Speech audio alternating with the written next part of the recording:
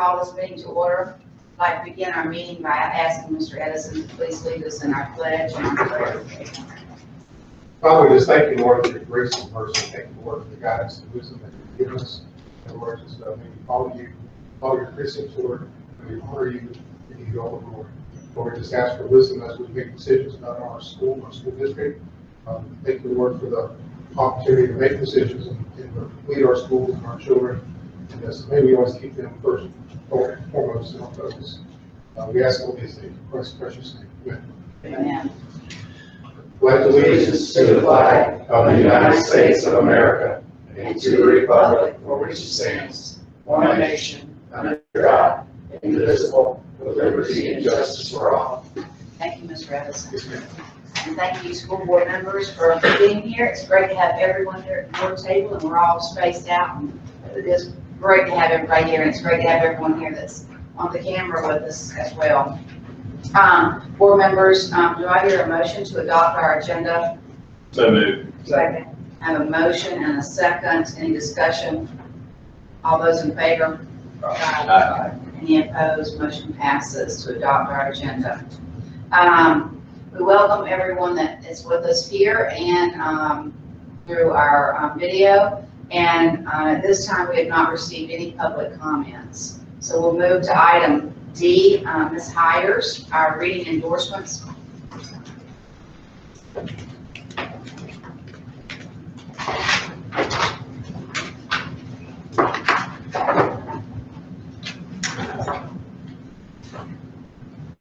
Good evening, board members. Mr. Edison. We are here this evening to request your approval of the final draft of the 2020-25 reading endorsement add-on program for our professional learning catalog. Included are 9 professional learning components, 5 of which are for the reading endorsement, which are listed in your packet, and that list would look like this. This revision has been a work in progress by NEFAC since the new legislation in 2017, requiring changes in reading curriculum and addition of sections that are on the Florida DOE endorsement add-on guidelines. And I might say as soon as this passed in 2017, Carol Jones got with our reading coaches and they started making a plan. And those reading coaches have been working so hard with Carol. They've been teaching these components 1 through 5 and offering this to our teachers for the last 2 years at a very minimal cost of $60, which any place else they could go to take these, they'd have to pay $300. So it's been an awesome process, and it has worked out very well because they could see in the future that our elementary teachers that were teaching Tier 3 students, those that were teaching 3rd grade summer reading camp starting this summer, they would have to have this endorsement. Or they could see it had that in high school, teachers teaching intensive reading would need this endorsement. So they've been planning ahead for a couple of years for this. Later in the summer, I will be bringing to you the entire catalog, which is over 600 pages, with all the revisions for your approval. Do you have any questions? She said it's $60 for teachers to go through this process. To take each component. Each Yes, component. sir. Each component $60. Yes, sir. There's 5. And there's 5, so it's $300. Yes, sir. There's $1,000 up. How many did we have? So we offered this last year. Did we have very many takers on that? And the year before. So they've been working on this. I will tell you, we had, I was told today, we had 3 or 4 that maybe enrolled in the program and never finished. But 3 schools are in very good shape. A couple are still working on it. So a lot of people have taken advantage of it. And it saved them a lot of money. Are we encouraging all the schools to have the teachers go through this? Absolutely, but here's the thing. If you're not going to be teaching ELA, you don't have to have it. But it does make you a better teacher. Right. Understanding the whole reading process. It doesn't matter what you teach. Teach social studies will make you better teachers who understand the process. Because the reading strategies are just good teaching strategies. I agree with you, That's yes, right. that's right. So how can we encourage, when you said, kind of that not all the schools are good, how can we encourage all of the schools to participate and really we want those teachers to do it too, so, because it is better for all of them. Well, and here's the thing, I think the state saw that we needed more rigor in our instruction, and you look at all the subject areas that require reading. You know, those strategies are good across the board, like Mr. Edison said. They focus on two main areas, explicit instruction and multi-sensory instruction. So we've been doing that. Ms. Hunt has been meeting with our MTSS groups. I think it's a bi-monthly meeting that they have going over student data and how the students are making progress with this system. And I even had the new teacher cadre. I had Carol come and do a presentation on explicit instruction to my new teacher cadre. So we've been trying to impact our instruction and our training over these 2 years. And I think as our deadline nears, and they have to have this, I think that's creating a sense of urgency with something. One of the new is it's required down in elementary for your tier 3 intervention. That's a new. But if you're a new graduate out of a teaching college per se, you have to come with most of it. Okay. Now, if you're coming from an alternate certification process, they don't. Same with the ESOL.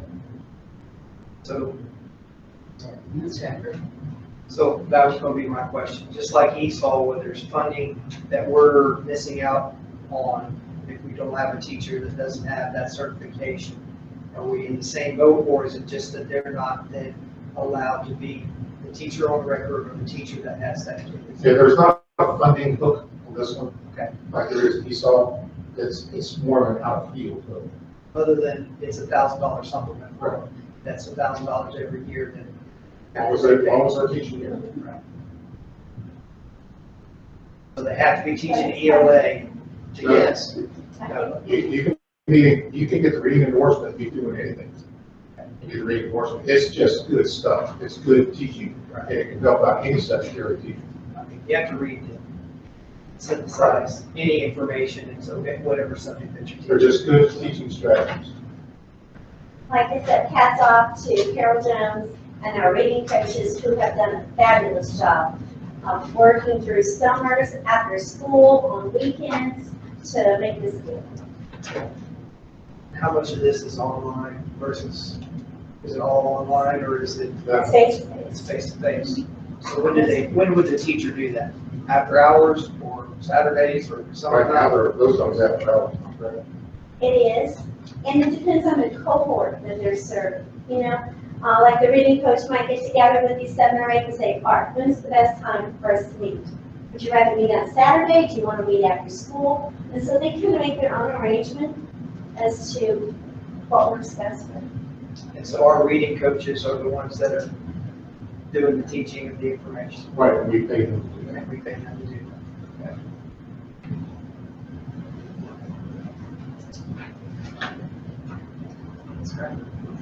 So this is one part, and you're going to present the other part later this summer. That's correct? Yes. And so I don't really understand how it's not all together.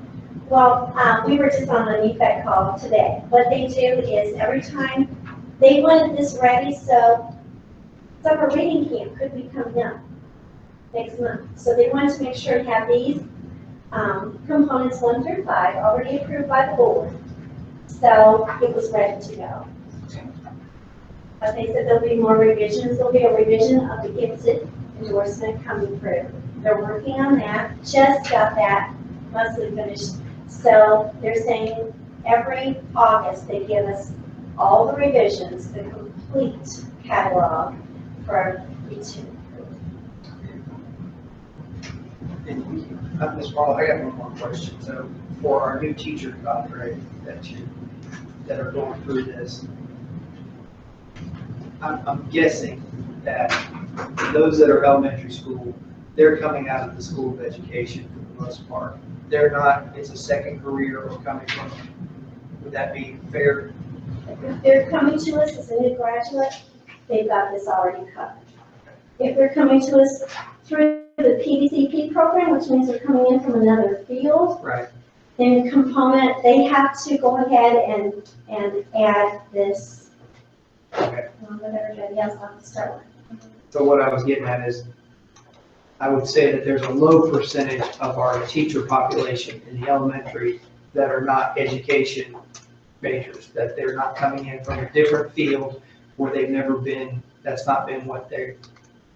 Well, there's a good number of them that this was not required instruction when they went through college. Okay, that's what I was getting at, so, but our new ones, for the most part, elementary wise, they're coming in with it, so we're not having to worry about catching them up or doing that. So, Yes, sir. okay. But not so with high school. Right, right, I get that, it seems that's what our. And I would say new, I would classify new as within the past 5 to 7 years, Gotcha. where this has been part of the teacher program. And what does NEFAC do? What is their part in this? How do they facilitate this? They come up with the program, what do they do? Well, what they had to look at the Florida DOE endorsement add-on guidelines, and then they had to build these and improve these 5 components based on those DOE guidelines that has been set up. So that's why once this law was passed in 2017, we had to go through and revise all that. Gotcha. Thank you very much. Thank you. Do I hear a motion to approve? So moved. Second. The motion and the second, is there any other discussion? All those in favor? Any opposed? Motion passes. Thank you. Thank you very much. And then we have a special visitor coming in. Is it?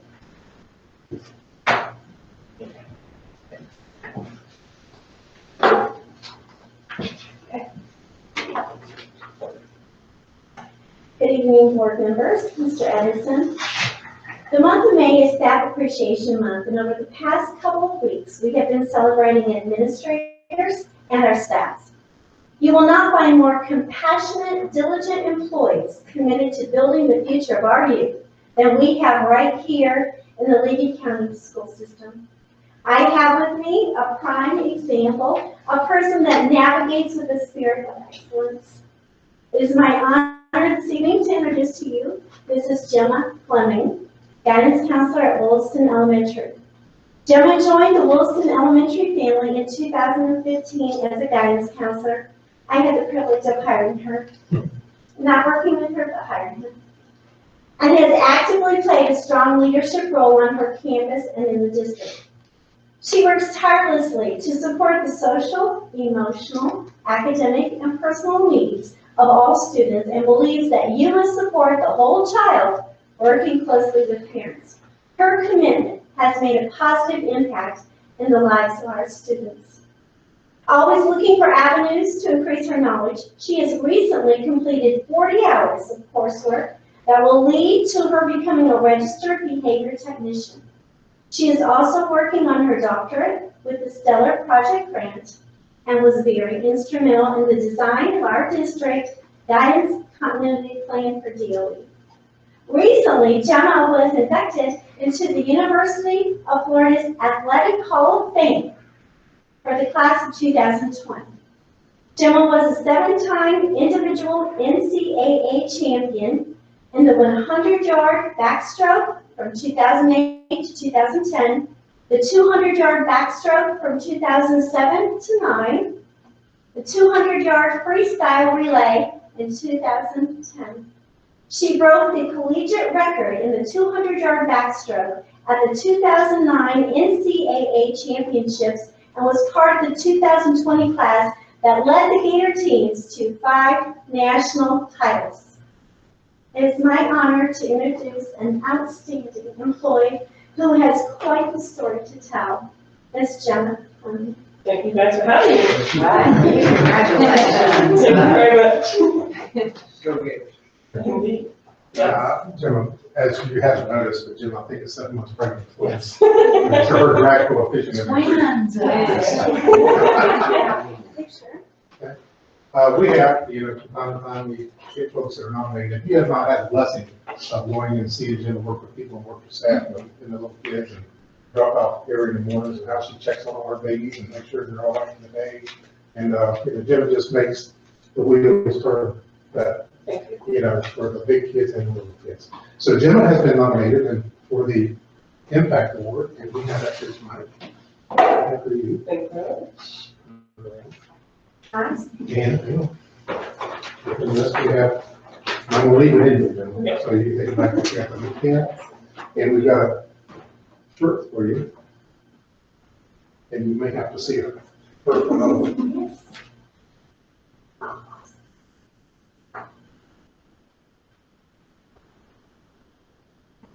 But Jim is truly one of these people that makes it, like we have, blessed and we kind of have a lot of them. Yes, But she is truly one of the part of the team that makes it. And she is a major player, and we make you put them.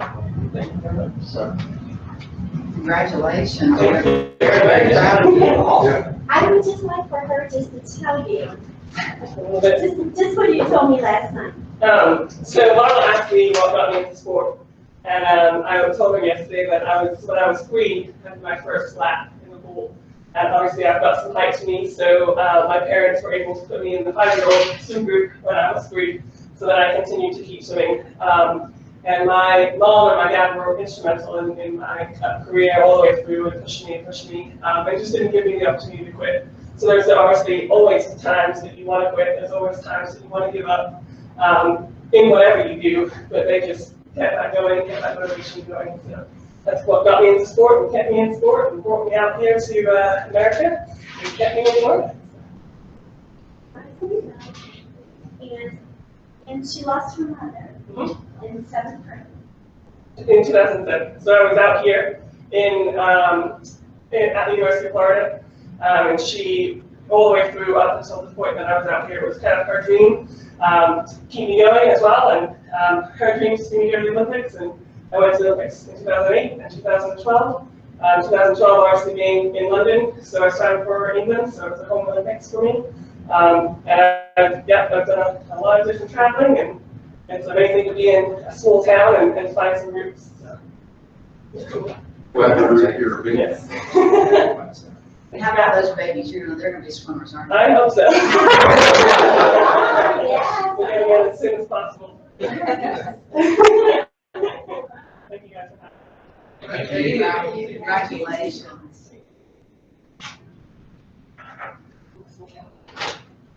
Thank you.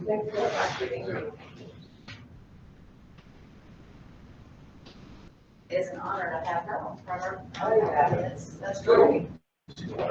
That's nice. Item F, our Lee County Counselor's Comprehension Plan, Dr. Hall. Yes, good evening, Madam Chair, Ms. Brookins, board members, Superintendent Edison, and our school board attorney, Mr. Delaney. Florida statute requires that our district school boards to submit a guidance report to the Commissioner of Education by June 30th of each year. Each district is required to review and report on the nature of the district comprehensive school counseling program. It's an online report that we submit each year. Before you is a copy of the School Board of Levy County Comprehensive School Program. It includes, but not limited to, our program structure, both at the elementary and secondary level, our problem-solving process, behavior modification system, and of course, our mental health plan in support to our students. Last but not least, you will find in our comprehensive program plan the roles and responsibilities of our school counselor that are outlined, which is quite extensive. They have a lot of responsibilities in supporting our students district-wide. Are there any questions regarding our comprehensive school?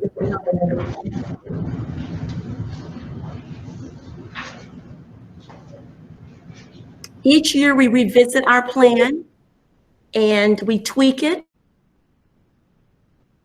based on statute or any rules that come down from Department of Education. You can see, and I shared previously, our school counselors are quite busy. And the plan is quite comprehensive. And you heard my colleague, Ms. Hires, speak to. Gemma took the lead on the elementary portion of the plan. And we worked so well together, the whole team, and she's well respected. So I want to make sure that she is given those kudos because she's instrumental in creating, developing, and taking the lead on this comprehensive plan. If there are no questions, comment. Do you have any questions on the board members? Were there any changes this year to the plan? Yes, well, we added the suicide safety plan in terms of our process. Of course, that's based on data, and it came down from the Department of Ed that we include a suicide safety process, and so you'll see that included in the plan.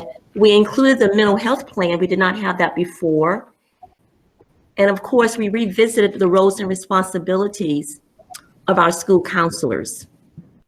So those were the major changes from the previous plans that we submitted.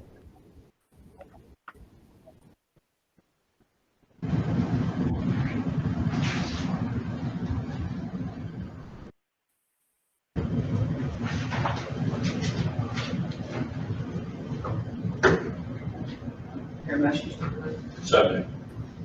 Motion to approve, for a second. Okay. Second, is there any other discussion? All those in favor? Aye. Any opposed? Motion passes to approve the plan. Thank you, Dr. Hall. Great job. Thank you very much. Thank you. Item G, our graduation plans update. Mr. Watt, the superintendent. If you have, I think in your notebook, we worked with our high school principals yesterday. This is the latest and greatest from them. So I don't know if Mr. Watt, are you on? I'm on. Can you hear me? There he is. Can you hear me? If you have any questions, yes, sir. Okay. I don't know if you have any questions, but this is the latest and greatest as of yesterday. Let's start with the first one. Let's start with Bronson. So, Cameron, do you have any questions? It's because I'm here tonight, wait a minute. That's right. Just on the options 1 and 2, the layout, is it option 1 is what we're focusing on, and option 2 of that for some rain or something? The first choice, yes, sir. I'd already been out across high school talking about it. But how we gonna do this, how's this gonna work? Based on the plan I was hearing, it sounded like as safe as you could possibly be. Gonna be certain important parts, I feel are important parts of graduation that we ain't gonna get to do. So those Bronson kids are used to Cameron Haskell, Bronson won't get that. But the big thing is they will have their graduation. And we hope that, you know, there's some time between now and then. We hope that our attendance restrictions will ease up on us. But it looks very, to me, in just reading this, it looks like only who's got to be there needs to be there. It looks like a good, Bronson, and from talking to Mr. McCarthy, it looked like a really good plan. I was pleased with what they did. They showed me the layout on the field and all. That's cool. Chris, 16? Well, the only thing I want to say, I appreciate everybody's effort in this. So, graduation is one of the things, it's the culmination of over 13 years.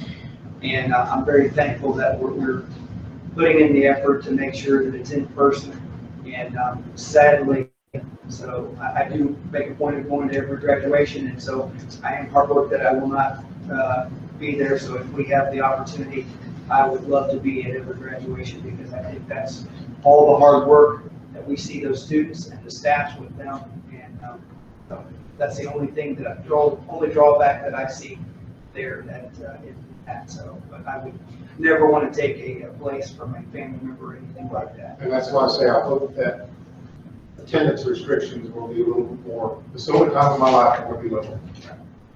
So, Is the attendance restrictions, so are we basing it off square footage? Are we basing it off, what are we? we're trying to work, the health department has been very gracious in working with us, because when you look at like Williston with 130 graduates times 4, and then plus, you're pumping 1,000 people. Right. And so that's kind of it, and this is where we land right now when you look at, shall I say, 25% capacity. That's been the threshold that's out there, so when you kind of look at that, and the way things are, that was the conversation when we met with stakeholders, and that's where we can be at right now. I think from what I gather from the conversations I've had, 4 is pretty much a common denominator across the state as far as, I know one school district I know is doing just like this is small. Some others are doing things a little different, others I haven't heard exactly what they're doing. A lot of them are delayed. But 4 seems to be the common threshold to work with capacity. The biggest issue that we have to worry is really getting people in and getting people out in a safe manner. Right. So that's just, the more there is, the more difficult that is. And I know that's what our principals, that's what they're worried about right now. So does Department of Health have the final say on that? Who has final say Well, on all those things? It is a thing where the commissioners have came together. We met with the Sheriff's Department Commissioner, the Department of Health, the Emergency Management to come up, and right now this is what we agreed on, because the Department of Health says that, that's not meeting the spirit of the CDC, the rules and guidelines, because you kind of got to do all that, plan it out, keep distances apart. But I'm hoping that, we'll see a 50% number come out here between now and then, or something more. Thank you. Part of Cedar Key, so when I talked to Kathy today, June 27th is the day. I guess the seniors talked about it, and because of the nature of things, their choice was to go and do it at the city park. She had tried to reach out to Virgil today, but I guess Virgil was off today, or yesterday, I can't remember which one she said, but anyways, that's why it's going to be a unique thing. There's been lots of conversation. I had a former teacher say that we ought to do it by boat and put the seniors out on the each have their own boat out there, or a couple to a boat and socially distance them. So, but anyways, there's a lot of people that are excited for this and looking forward to it. It'll be a unique thing. Now, in Chiefland, it'll still be 4 or 6 people? That's 4. Just 4. And they'll be in the football stands? Chiefland's unique, or Bronson and Williston setup is similar, where the kids will be in the stands. Because of the technology that Chiefland has for live streaming, you can't see the stands. So if you want to live stream, the kids have to be on the field. So everybody's going to be on the field. Parents? Yes, everybody. Everybody will be on the field. Okay. And that's because of the technology that's there, and it can't be changed. And that's, I don't know, the mechanism is to but that's my understanding. They're on the field and they'll have the stage Right. set up. And we have the chair brigade, the stage brigade plan, shuttle chairs from place to place. Bronson, Wilson, do this that person Friday. Yeah, it is, that's gonna be different. It'll be interesting. But I am with Chris too. I mean, it's necessary, and that's what we have to do, but it's sad not to go to all the graduations. I agree. And be there for the students, but I am extremely happy for Bronson and Williston that they will be at their own school graduating. I think it's terrific. I hope we start a trend on that. It's fabulous news. Williston? No, just observation. I sure hope that Plan B and C is not an option. I hope May 21st is going to happen. The governor makes another announcement this Friday, potentially. I've heard different numbers, maybe more optimistic than just the next step. If that be the case, then, well, our ask will be bigger, right? Right. So, and then other things, that's, I guess we need to follow inside the CDC guidelines. We have a lot of smart people in our county who have the ability to take care of themselves at 60, 70, 80, 90 years old, make decisions about how close or far away they need to be from someone. I would be optimistic that the governor would come with a 75% number instead of 50% number on Friday and help speed up the process and get some normalcy back. That I don't know that we need it everywhere, but in our small rural communities where we've been least impacted, why we can't go back to more normal than we were before. So the only observation is yes, it took a pandemic for us to graduate again on Wilson football field. And there's a lot of people happy about that. And I told a senior the other day, I said, you know, they're going to have a wild ride at the end of the senior year at Lawson. I said, but you're probably going to have one of the most unique graduations. Looked at me funny. I said, we got rained out at the last minute and graduated inside the cafeteria of Warren's Elementary School. Ours was not very unique. So there's been a lot of thought process. There's been a lot of work. I want to make sure we get everything. Anybody who has an opportunity. Wilson is using, because they're not going to perform arts center, they're using that money and they're putting that towards doing some video screens and stuff like that. That's good. That's what I was going to ask about that for students. So that's great. That worked in senior class. I think they raised about $6,000 their senior class. Good. Any other comments about graduation? I'm sure this will be revised and updated. I'm hoping there's bigger numbers on it for you. Right. I hate families have to make decisions to get grandmother. Right. Are there any changes in the minutes for the April 28th meeting? Yes. Okay. Mrs. Angela, there's no changes. Move approve the minutes as presented. Here's a second. Second. Any other discussion? And second, all in favor? Aye. Any opposed? Motion passes for the minutes, approval of the minutes. Consent agenda. Any changes? No, ma'am, no changes. Okay. I'll start with Mr. Howard. A number one, so I tell you what, y'all kill me every time, so I about have a heart attack every time I see resignation. So, and then I get to the drop part. So Ms. Clemens is doing a fabulous job. She's come and spoke to the Rotary clubs and just really love to extend that 2025 date. So, but appreciate that, and then also appreciate the A7. So we had a chance to talk to her and to Ms. Kathy today. So, and she's been a wonderful addition.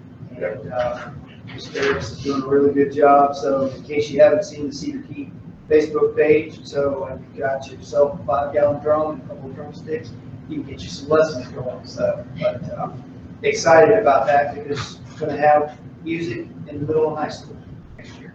I think that's a wonderful thing for Cedar Key. So. I think that's when we originally created the position 3 years ago. That's 7 years ago.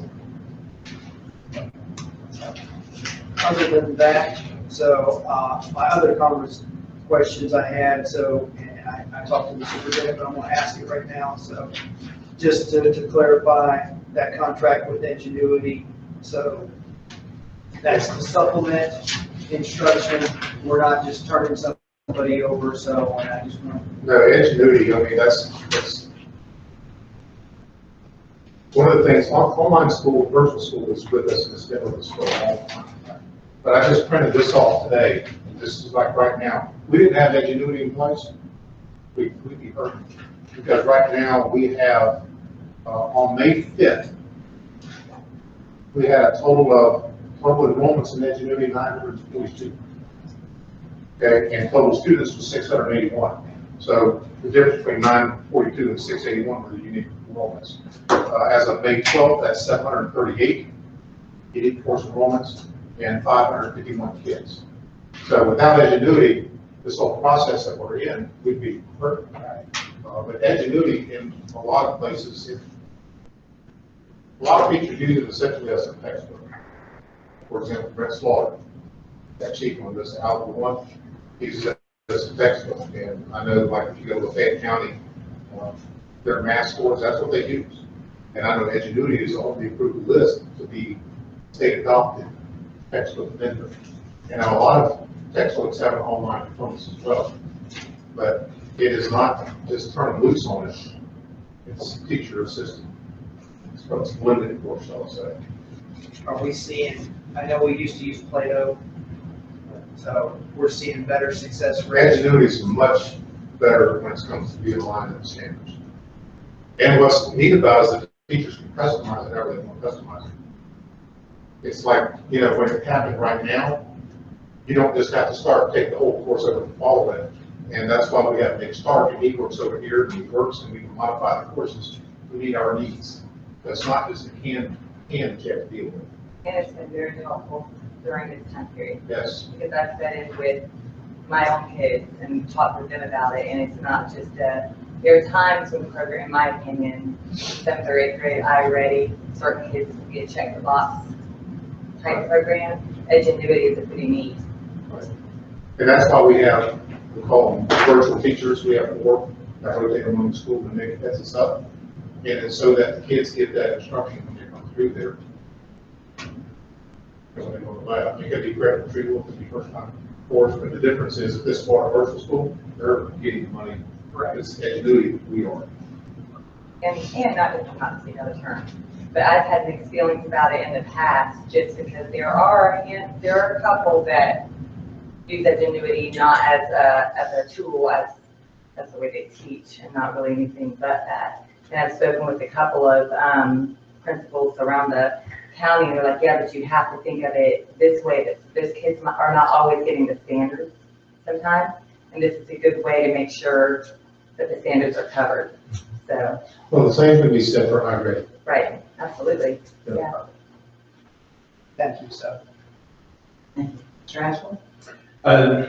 Kind of what Mr. Kyle was saying, I hate to see resignation. I don't mean that because maybe I'm just one of them homegrown boys that likes it here, but I don't know why anybody ever quit it. I want to leave the county. And so I'm always caught off guard by that. And then looking at some of these folks have just been fantastic. I hate to see them go. But other than that, I really don't have any other questions. It looks like the bids are just, they're doing it the same rate from what I was seeing. So I don't really have any.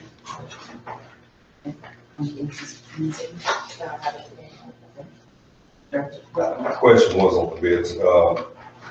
Have we ever done that before? Is this, we usually look at these individually every year, don't we? Yeah, it is not uncommon for us to renew it at the same rate. So on that same rate, because a lot of that's has adjusting prices all year long, so there's a margin on that would adjust. Yes. It's like, for example, when we're going to be paying, when the gas goes up, we're going to be paying more per gallon than we're paying right now. Well, it's the margins that stays fixed. And then, so it looked like we had about 500 students, what we were saying on Edgenuity. Is that right? So, I mean, just right now, as of Individual students, 700-800, because multiple classes. this, I'm going to get back to my report. Because I'm a math first time off. I mean, I just get that's about 500, 400 and.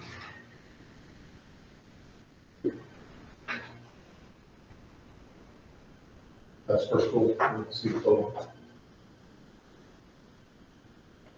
Right. So I was just wondering, because we take brick and mortar type atmosphere, and we take Edgenuity, because my son, I like it, I get an email every single day, that exact percent all these in this class. It's a lot easier for me to keep up with when that number gets to that certain level. But that's about $458 a student a year, because this is an annual contract. Well, that's just right now. Okay, what I'm saying, this 231, that's an annual contract. Whether we have 1,500 or 500. Right. That's a right now. It's $77,250 per year for a 3-year contract. So that's a 3-year contract. 77,250. Yes, sir. Okay. So it'd be a third of what I just said. We're $100-some. we're getting. Because I mean, that's part of what I think in the test that we're going on in public education right now, and what we're seeing going on in the world. probably the reason we're finishing the school year the way we are is we're doing this little test because the idea of brick and mortar schools, we're scared them to death. They're gonna put a value on this of what we just said, and there's a lot more value of going to school. If you think of the value of an FTE, which is basically $4,200, Right. okay? So you cut that in half, so that's $2,400 or $2,100. Then you break it down to, you're looking at a course in Florida Virtual School. If they get the FTE, it's $350. $354 for one course. So that's the FTE that we lose that goes to somewhere else. So if we can use this, I just think with what we're going through right now and it being pushed to the end of school and what we're going through, I think there's a lot of measurables that are probably being set within the department that we're going to look back on, that we set new guidelines on, because they'll find what they're going to call more efficient ways for us to educate our children, which does not mean that it is the best for our children. Amen. And there's behavioral things that we learn in the classroom. There's learning, extracurriculars are promoted through going to class every single day. So, we already lost.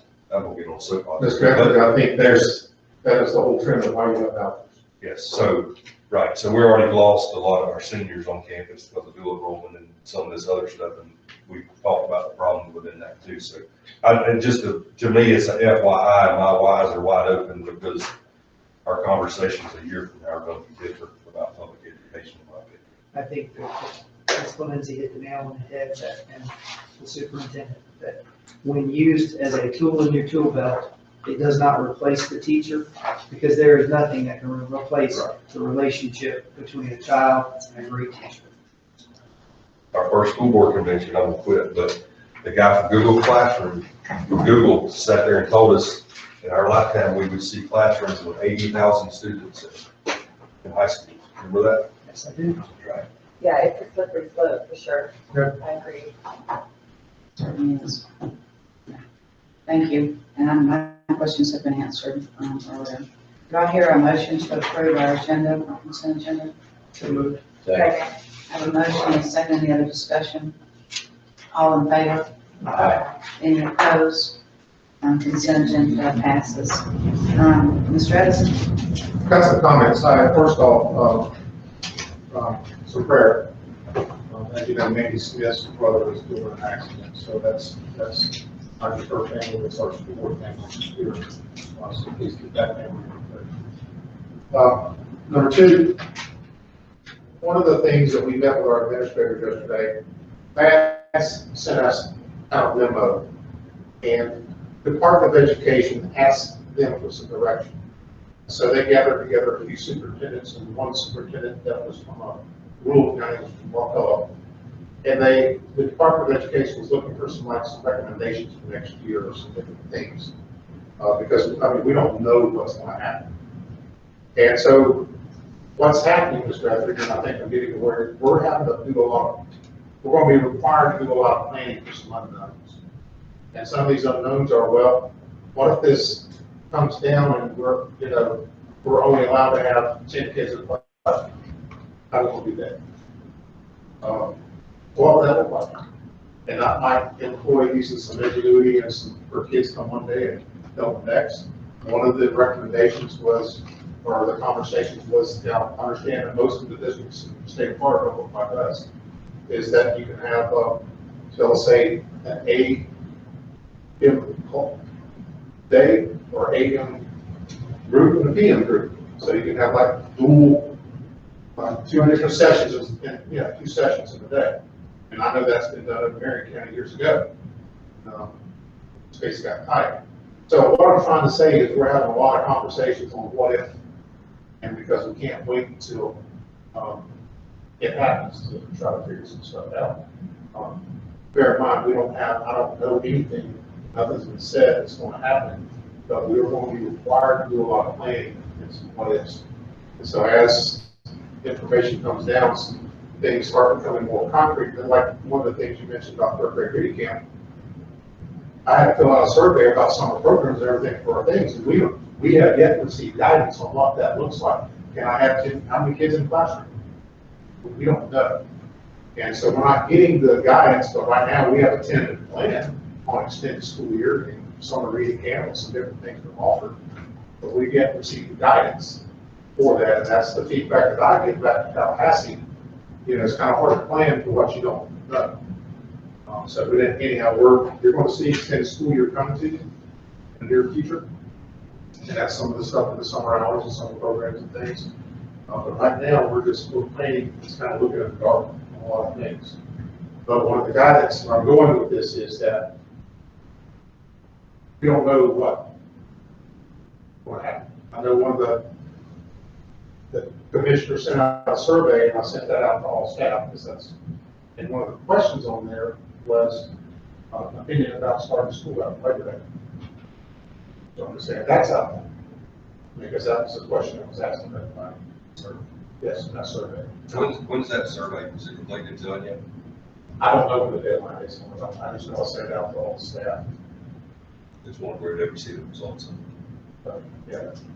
So I'm just saying, so that avenue has been talked about. So I don't know about that. You know, about That was from, corporate. Survey, right? That's from DOE. gotcha, right, that's, I want to make sure what on. Yeah, corporate. So, so that's that. End of the year, we're trying to shut down schools. Part of that, a big part of that this year is getting student stuff back to the kids. Because we shut down a week before spring break. And so we gotta get back all of our stuff too. We gotta get our books and our computers and stuff like that. So that's a process. That's going on, that's a big deal. Dual enrollment, we mentioned dual enrollment one day, we just got some grades back from the University of Florida. And I think we had 6 students in 7 courses, 1 A-, and all the rest of them are A's. So that's been a good thing. Absenteeism, I just looked at that data today. Now, my average is an average of the percents, not an average of the students, which is mathematically you're not supposed to do. But anyhow, the average of the percents is less than 3% absent. And to be present, you have to have a personal contact in the work. So contacts us work equals. So we're a lot more present when we don't go. So, but I checked, I mean, you have some weeks that schools are 100%. That's a good thing. So it goes back to one of the questions I got asked about social work for our kids. That was the today question from Taz. And so that's something I can share with them. You know, we're having weekly contact with our kids, and that's not just a word out there. There's a conversation. It might be electronic, but most of the time it's going to be telephone. That's how our folks are doing. Another part of getting ready, we just scheduled hurricane training. So that'll be happening this summer. And also, Carol came by this morning, and I left this on your desk here from Ms. Jones. She had a question about industry certs. So I got the answers from her on industry certs. And the big issue is the CNAs. The Chieftain class, they scheduled it, and they were able to get all the testing in before the shutdown. The Wilson CNA class was scheduled the day after the shutdown. So therefore, the Prometrics will not do anything until after July 1. So until July 1, that's where we're at. So we'll have to get them to try to get those kids back in. But you can see that she's giving some information on this at the very bottom of the last page. There's some little more detailed information about different schools. But we're trying to get in and test these kids as much as possible. What I worry about, 2 things I worry about. I worry about a lot of things, but 2 things related to this right now in my head is that, first off, there's weighted funding tied to this. So that's just probably going to be a significant loss because we're not going to be able to get as many kids to come to test. So that's number 1. And number 2 is this is also your school grade for next year. Because this is lagging data in the school grade. Your acceleration components and all this stuff, this is a cell for next year's school grade. So I don't know what that's going to look like. I don't know if there will be, if it's something that's certainly probably lobby for in the process that this cell in the school grade is not valid. Because within that is also your middle school algebra 1, which is tied to the EOC. So, and, I think that's it. Any more questions for me? Those kids that they want to come in and test, you won't cover them. Yes?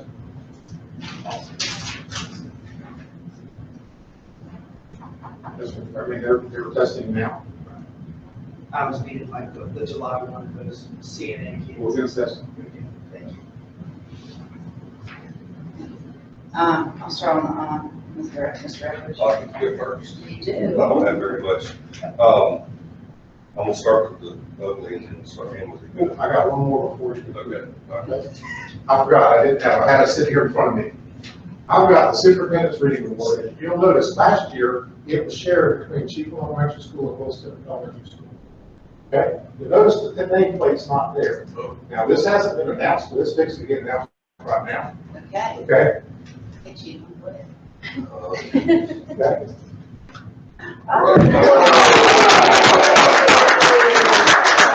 So what are we gonna take that again? Wonderful. Is this first now? Nope. Oh, she did. Maybe she's two. Only if Yeah, you maybe like- she did. watching, Maybe she's right? live streaming. She has been, so. Yeah, well, that's great. That's Congratulations. great. Yeah. Happy first So, day. sorry about the interruption. No, it's good. It's fine. I didn't think I need to put that on my note thing, was sitting in front of me,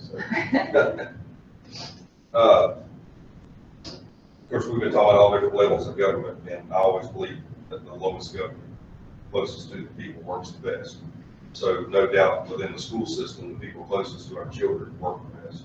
And I would refrain from normally doing this, but I would love to see us somehow put a focus across our county to make sure that there's someone responsible within each school when scholarship applications are due, and they should be presented to all senior students.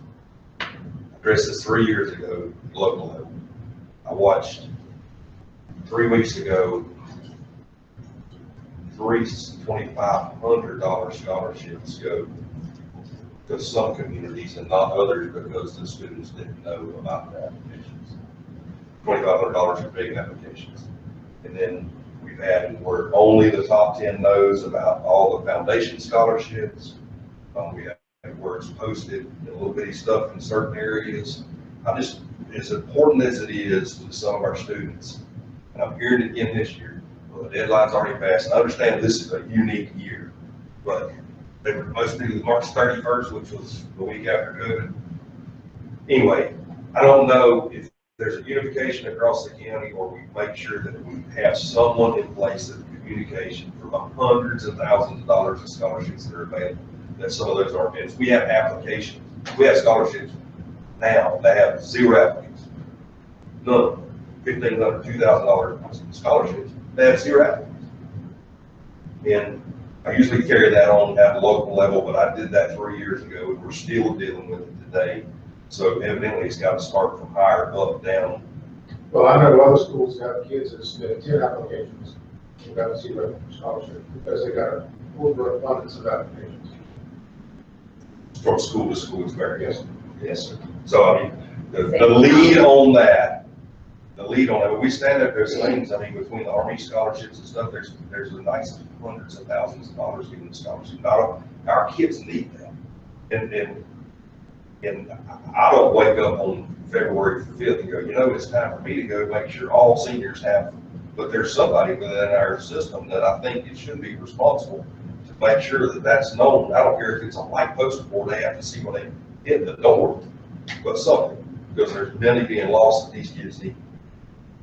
But I completely. That was the end of that soapbox, and I'm done. So the other part is we've had a unique opportunity in all what's going on, and we have a unique work atmosphere where I let people bring their kids to work sometimes because I think it's good. And you know what? All of those are ready to go back to school, and those are from 5th grade to seniors. So I'm working 9 high schoolers, juniors and seniors for half a day, and then they have to go do their work. And twice last week, we need to get off a little early today because we have some homework we need. Now, can you imagine, seniors in high school, right at the end of school, who have a whole free day, one day they needed off to write their thank you letters to their buyers for somebody during their day. I saw the next one, I said, it's amazing how responsible you all are getting and taking upon as the heat of the summer keeps getting hotter and hotter and hotter during the day. The responsibility of the school is becoming more and more and more. So, but I do think, one of them this morning, they thank those, and I go to those, he said, Mr. Brad, I'm so ready to go back to school. I'm tired of this computer. He's got a Spanish-speaking mother, father, and has a brother who's a sophomore in high school, and he's trying to teach the other 3 kids in school because they don't. So the need is all over the place, and he said, I'm just ready to go back to school. And I think that's a good thing. What I'm saying, from all levels, from seniors down, who are senioritis to fifth graders, we build an atmosphere within our county that they want to come back to. I think it's a good thing. So I want to end a good thing. Thank you very much. I don't have much either. It's just, this is the last week of packets, the last week of new assignments. I think everybody is so relieved that this is, the last week for all of that. And I just want to give a shout out to all in the county-wide behind the scenes as far as testing goes, like the PERC testing, the makeup, working with Santa Fe, Shelley Banfield, I think. That's correct. It's just amazing that Santa Fe does a great job. they did an amazing job, and I think we're going to be able to go live on some campuses to do within the numbers this week, do some live work. So that just the things that are going on behind the scenes that people adjusting and working, it's just amazing to me throughout this whole process. Yankee Town's having their end of the year. I think several schools are doing the drive-through for 8th grade, so that's exciting to give the kids something to look forward to. So that's not at all.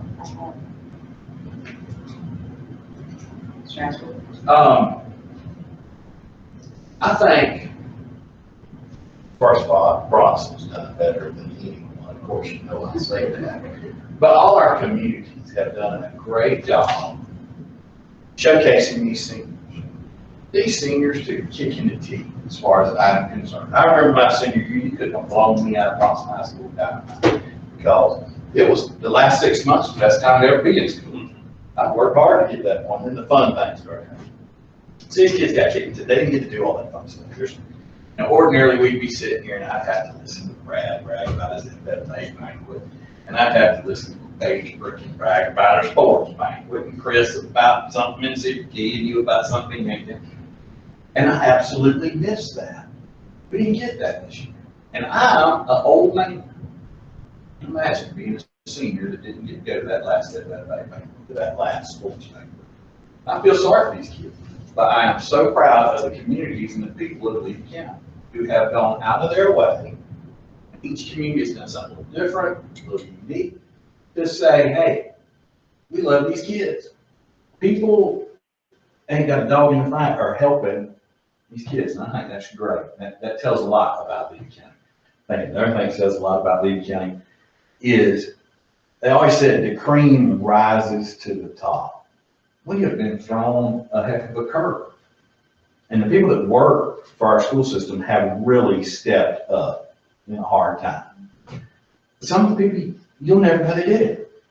But they have all, if it was possible to give everybody an impact award, I'd give it, because everybody from the superintendent all the way down to a lowly school board member has done everything they can. Everybody along the food chain of the school system has been over backwards to help kids. And I think that is great. And just like I said, kids miss going to school. It's like Mr. Duffy said, they want to go back to school, and parents want to go back to school. And I can't wait to get and brag about all things Bronson does. So I'm looking forward to that. I would like to kind of jump on Mr. Etheridge's coat there. It does seem to me that some people never know about scholarships. A few years ago, I had a big conversation at Bronson. There was a scholarship that was offered, and through Central Florida Electric. Got a call from Central Florida Electric. So why didn't anybody from Bronson apply for that scholarship? What are you talking about? Nobody from Bronson even applied for it. Why didn't they? They didn't know. And I take Bronson very personally. I'm from Bronson. You take Chiefland very personally. You take Williston very personally. That's how, because we love those communities. Our kids need every possible scholarship opportunity, because here's what happens. You got a kid, Wilson High School, Bronson High School, Cheatham High School, super kid. They get that scholarship, they go off and get educated. Some of those kids will come back and build better communities here. We owe it to them to give them every possible opportunity to go out there. And when I hear that, and we didn't know, that's just appalling to me. I don't mind them going, man, we had too many applicants. That's great. I want you to have more applicants than you can stand, because we need to help them.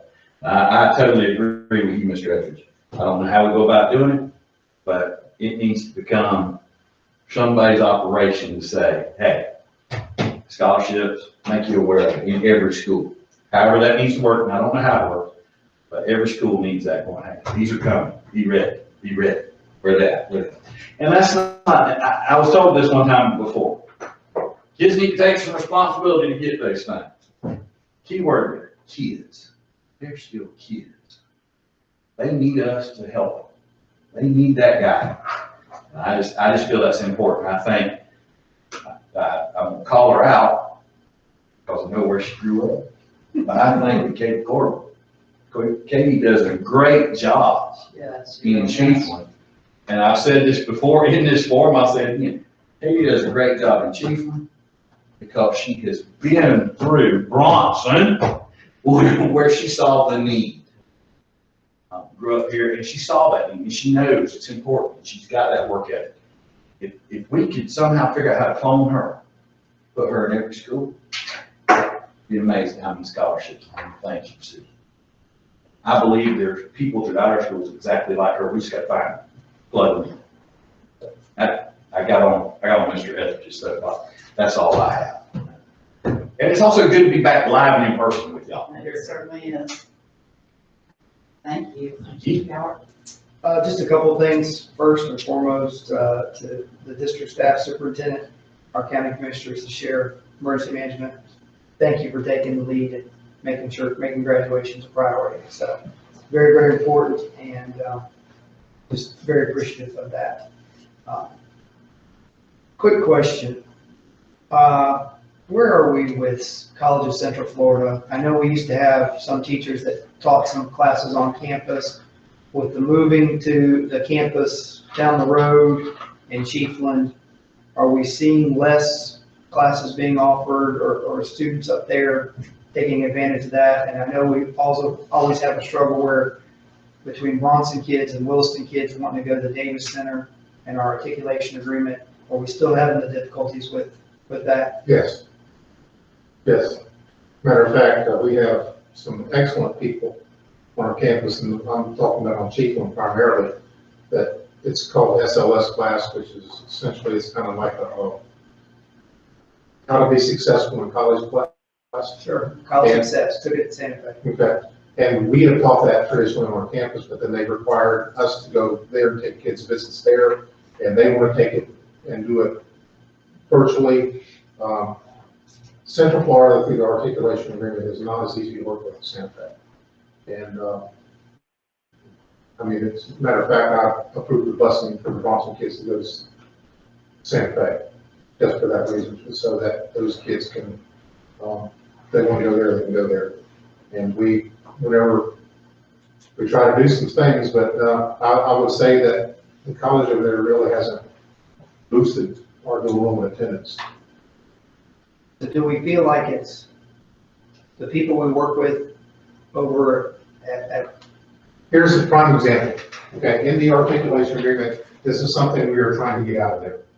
In the articulation agreement, it says that if a kid goes and there's basically you have math and ELA, right? And there's 3 qualifying sports. Well, if you take and say, I don't get the math, okay, in the CF articulation agreement currently, it says you can't do any dual enrollment. Now, that is not state law. Right. Okay, that's their articulation agreement. That is not the Santa Fe articulation agreement. That is not the Gateway articulation agreement. So right now, we're haggling with them to try to get that out. It used to not be that way, but 6 or 8 years ago, it came in that way. But when does that articulation agreement? We do that every year. We're in the middle of haggling with it right now.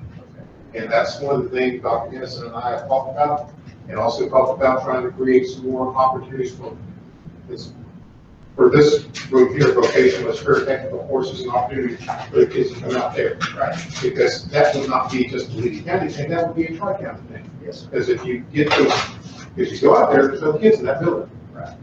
But if you can offer some, because your welding class is full. You know, so let's offer some other classes that's going to attract some kids there. They need the money, there's got the sports program over there.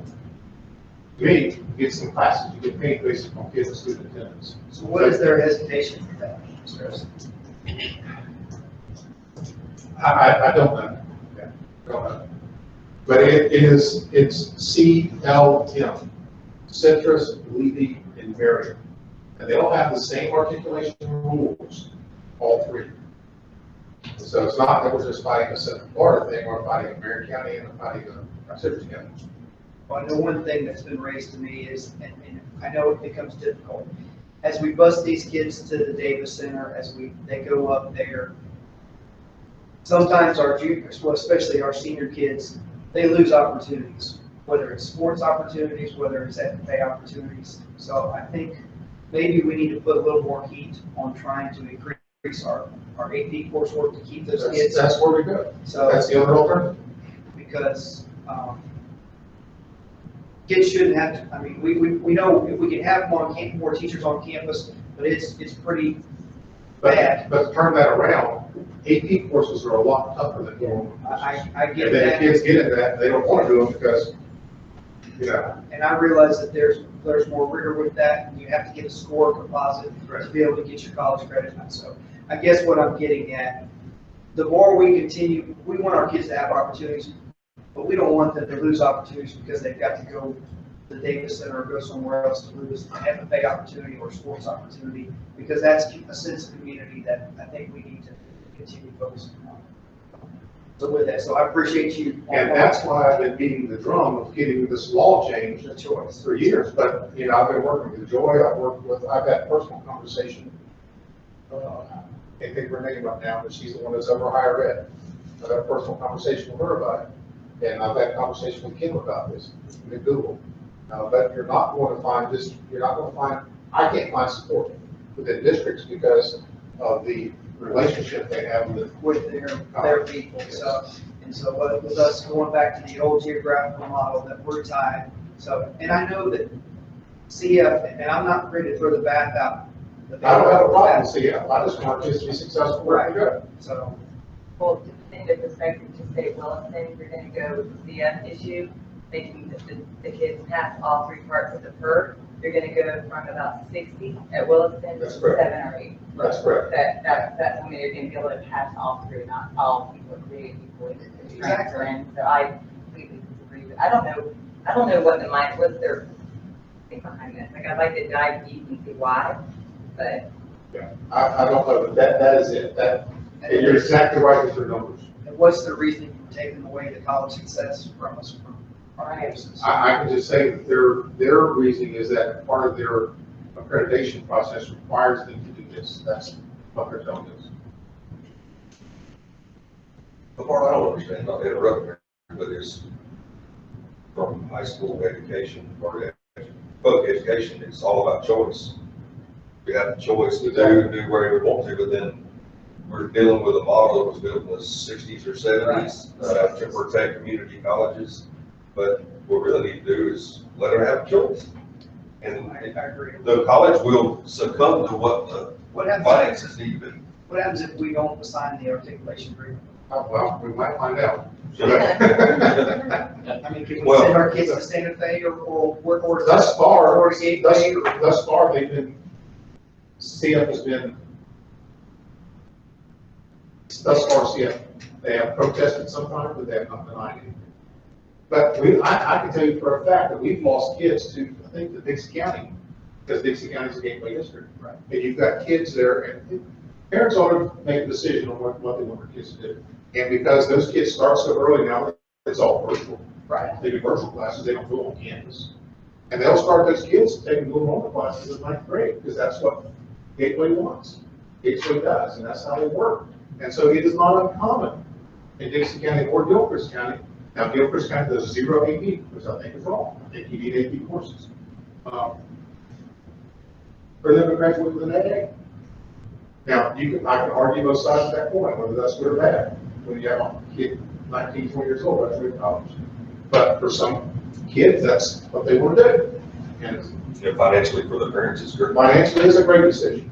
Well, I'm excited about the AP capstone program that is starting at Chiefland, so if we can figure out a way to expand that from Bronson into Williston to Cedar Key, so, and maybe through the distance grant that we got, so I think that would be a wonderful thing, so there's that. As November, it's actually coming up, it's open time for the Florida School Boards Association Board of Directors. So the seat that encompasses Levy, Gilchrist, Dixie, Taylor, I can't remember if Fayette is in there also. So, but anyways, it's coming open. So if anybody would like to step into that role, so Who fills that seat, how much you got? I do. We get the nomination for this, So so the seat's gonna be up? the seat's going to be open. Seat's gonna be up? Yes, sir. And I think that when we do nominate someone, I think that we all need to vote together because sometimes the other boards don't and go to the other counties. So we do need to, vote together and make sure that we do. And when we nominate that person, let's all back on, Think about 100%. it basically involves that you have, usually at the summer conference, the winter conference, you have a board of directors meeting that's usually in the afternoon, one of the days. So, and then day of legislature on that Friday, the morning, so you meet from about 9 o'clock until noon on the board of directors for that. And then they usually have some type of retreat that's usually 2 to 3 days, sometimes a day and a half. And it's usually wherever the Florida School Boards Association president is from, his home district. So like this year, it would have been in Osceola, but we had the hurricane come through. And so anyways, Jordan came through and they didn't have it 2 years ago. It was at Live Oak, so Mr. Gary Taylor. So be thinking about that and everybody's, so would like that But opportunity. it's coming up really quick. It is, so the. That'll be before we have 22nd. another, board meeting, is that correct? So I think we need to discuss that and vote on that now. I think we should vote to nominate Ashley. That would be job number 4.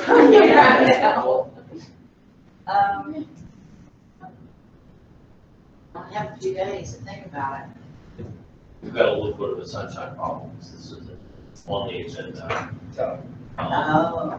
Well, this is something though that we can personally send in to, School Board Association, right? Yes. This is something Individually. yeah. Individually Yes. that we can send in So to. it was just informational, so I'm just trying to clarify that the Okay. board's not taking action. no, sir. Right. No, sir. But we would actually have to do it. I mean, we can't just not do it because that's what happens in those things, we don't vote together, we don't do it together. So for We have to take action. clarification, that was how many counties?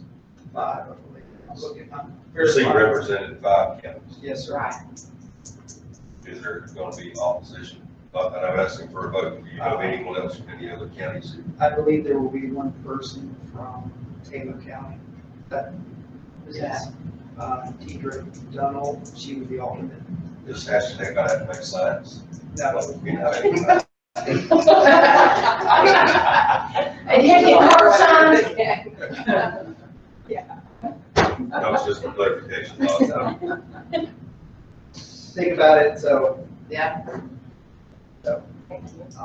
And then the other thing was, I'm sure you probably saw it, so I sent an email to Rick Scott for us. There's a big Senate education or rural broadband tomorrow, and knowing, not only is this good for education, but it's good to bring business and industry into Levy County. So just trying to continue that. So, and then also continuing to reach out to people to basically keep our Chiefland project on the forefront. So appreciate the letter. Should we make phone calls and tell them that the email was good through? Broadband. What would you have it go through?